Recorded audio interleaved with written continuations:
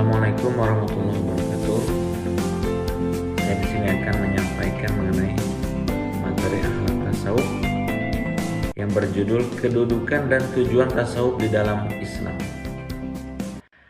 Ilmu tasawuf adalah cabang daripada agama Islam yang lebih menekankan kepada pembersihan diri atau tazkiyatun nufus melalui penerapan ajaran-ajaran akhlak secara sistematis. Ilmu tasawuf ini sangatlah penting dalam ajaran agama Islam.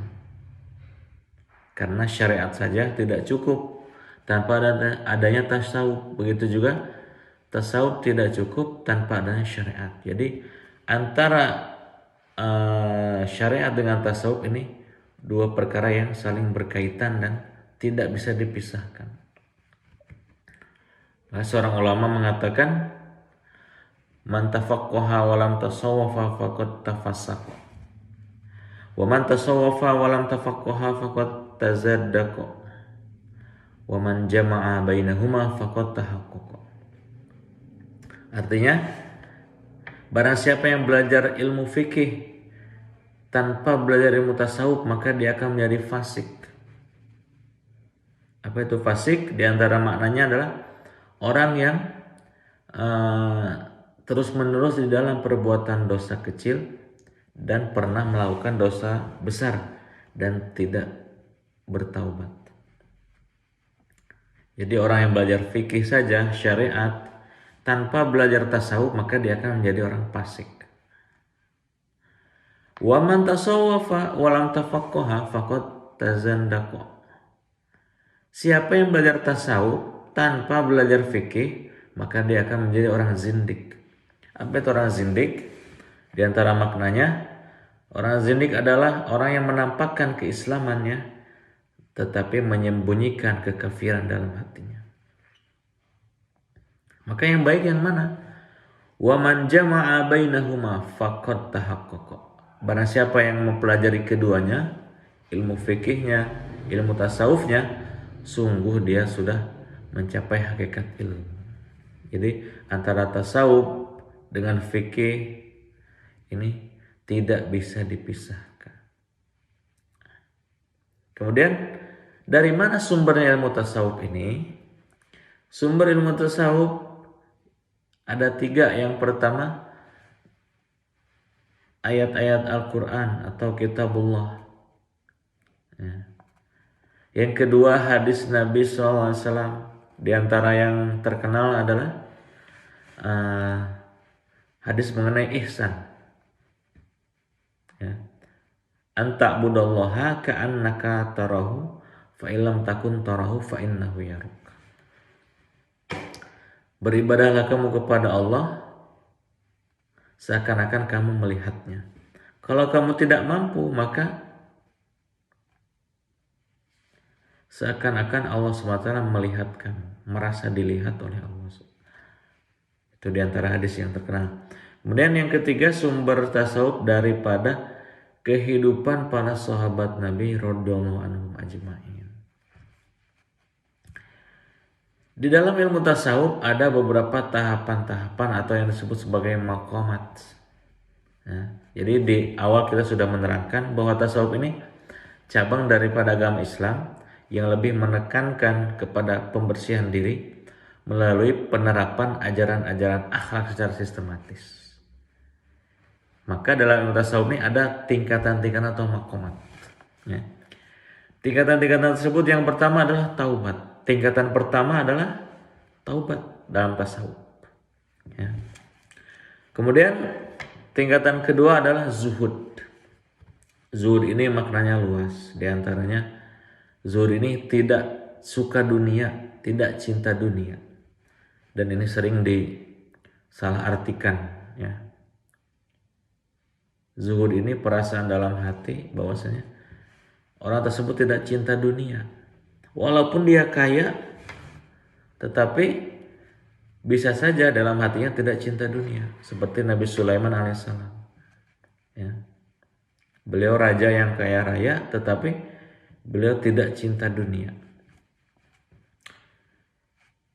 Mungkin juga orang yang nggak punya apa-apa tapi dalam hatinya cinta dunia, itu mungkin saja, ya, karena dia nggak kesampaian, ya kan. Orangnya miskin tapi hatinya itu dipenuhi cinta dunia, bisa juga. Kemudian tingkatan yang ketiga adalah wara', yaitu menjauhi segala sesuatu yang meragukan atau yang subhat. Tingkatan yang keempat adalah fakar, yaitu tidak meminta melebihi apa yang diperlukan. Ya. Contohnya, kita perlunya satu hari 50.000, maka kita tidak meminta melebihi dari yang kita perlukan. Ya, jadi yang penting cukup buat sehari-hari. Nah, kemudian yang kelima adalah sabar. Sabar terhadap ujian, sabar untuk tidak melakukan maksiat. Kemudian yang keenam adalah ridho atau puas dengan segala sesuatu yang telah ditakdirkan oleh Allah SWT kepada kita. Yang terakhir adalah tawakal. Tawakal, berserah diri kepada Allah Subhanahu wa taala. Kemudian ada lagi mengenai keadaan-keadaan hati bagi seorang ahli sufi atau orang yang sedang mempelajari ilmu tasawuf. Yang pertama adalah muraqabah, merasa dekat dengan Allah Subhanahu wa taala, dengan Tuhan yang Maha Esa.